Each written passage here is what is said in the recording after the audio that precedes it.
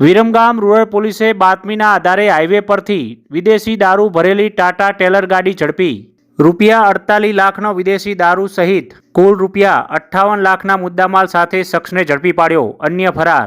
Viramgam rural પોલીસને મળેલી બાતમીના આધારે અમદાવાદ તરફથી આવી રહેલા વિરમગામ થઈને હાસલપુર ચોકડી થઈ ગાંધીધામ તરફ પસાર થતા ટાટા ટેલર ગાડી જેનો નંબર MS43 BX 8766 વાળી ટેલર ગાડીમાંથી ભારતીય બનાવટનો વિદેશી દારૂની બોટલ 180 મિલીની કંપનીની સીલબંધ બોટલ નંગ 38,256 બોટલ જે 6,886 લીટર કિંમત ₹47,82,000 તેમજ ટાટા ટેલર ગાડી કિંમત ₹10 લાખ મોબાઈલ કિંમત 10,000 એમ કુલ મળીને 58 લાખના મુદ્દામાલ સાથે આરોપી મુસ્તાક મોહમ્મદ રહીમ જમાલ પઠાણ રહે સિયાઈ ગામ જિલ્લો બાડમેર રાજસ્થાનને ઝડપી પાડવામાં આવ્યો હતો.